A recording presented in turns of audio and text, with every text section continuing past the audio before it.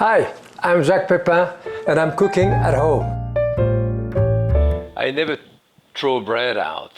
I do crouton and I use crouton for soup, for many different type of things. Sometimes dry crouton, sometimes the way I'm going to show it to you here, one of the easy way. I have 2 tablespoons of butter and about 2 tablespoons of oil here. I use either peanut, this is sunflower. Put that in the oven to melt like this. Okay, a couple of minutes, 400 degrees. And then I cut my crouton. I have a baguette here, and I'm going to do it in crouton, about, well, not quite half an inch thick. Again, when you use a knife like this, very often people are going to put the knife on top and apply pressure, and you end up like that. You have to reopen all of those slices of bread individually. Start here, you finish here. That's the pressure. This way. Some of them I'm going to do maybe a bit thicker and do some crouton this way. Even when you do a tomato salad, the juice come out of it, you put crouton around and it kind of absorbs the juice. Okay, here it is.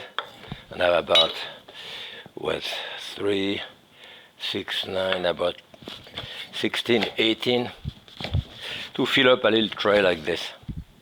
So, I have my butter melted here. So, I put the crouton in there, and put them in one corner here. Toss them into it, and then now those. Okay.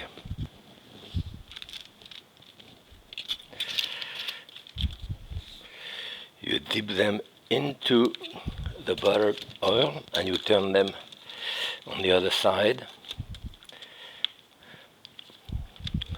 If you do that in a skillet, it will absorb probably twice as much oil or butter than this. That's 2 months. I'm going to eat it and put that in the oven about 10-12 minutes or so. And this is it. It goes into the oven, nice and crisp. You may want to put a bit of herb de Provence, some paprika on top, but basically this is your basic way of doing crouton. And you can use them a lot. Happy cooking.